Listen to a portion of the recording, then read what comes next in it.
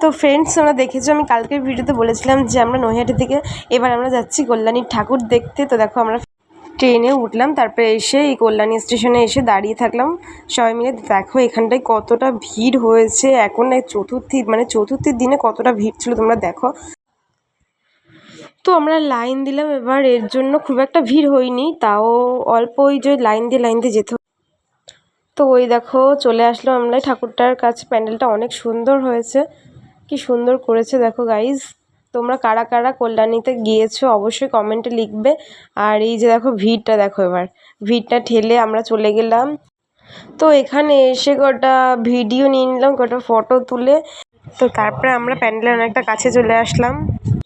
আস্তে আস্তে ভিতরে ঢুকে তারপরে দেখো আমাকে, আমি যাচ্ছি পাশ দিয়ে, এত জোরে বাঁশি বাজালো, পুরো কানে তালা লেগে গেলো। তারপরে ভিড় ঠেলে আমি বাইরে আসলাম, হারিয়ে গিয়েছিলাম আমি। তারপর এসে বাইরে সবাইকে খুঁজে নিয়ে আবার আইসক্রিম খেলাম। আইসক্রিম খেয়ে তারপর আমরা একটা অটো করে গেলাম রথতলার ঠাকুরটা দেখতে। আমার পাশে ভাই আর বাবা বসেছিল, আর ওই পাশে ছিল একটা দিদির ছেলে। তো এখানেও এসে লাইন দিয়ে ঠাকুরটা দেখলাম। তো দেখো গাইজ ঠাকুরটা কত সুন্দর। এখানেও প্যান্ডেলটা এখান থেকে আমার তো মনে হয় কল্যাণীর থেকে রথতলাটা বেশি সুন্দর হয়েছে।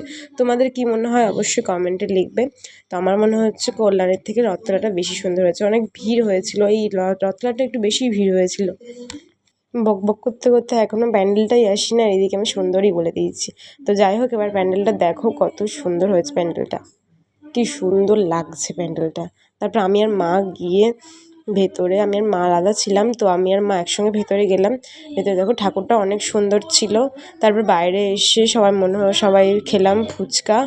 আর তারপর বাবারা পরে খাচ্ছিল বলে আমি একটু বসেছিলাম। দেখো আমার অবস্থা দেখো কি হয়েছে। তো তারপরে আমরা একটা টোটো ধরলাম, যাওয়ার সময় আমাদের বৃষ্টি পড়ছিল। তো টোটো ধরে স্টেশনে গিয়ে ট্রেনে উঠে গেলাম। তো ফাঁকা ট্রেন ছিল, খুব একটা ভিড় ছিল না। তারপরে ট্রেনের হাওয়া খেতে খেতে বাড়ি চলে আসলাম। ভিডিওটা ভালো লাগলে লাইক কমেন্ট শেয়ার করে দিও, টাটা। আর তোমরা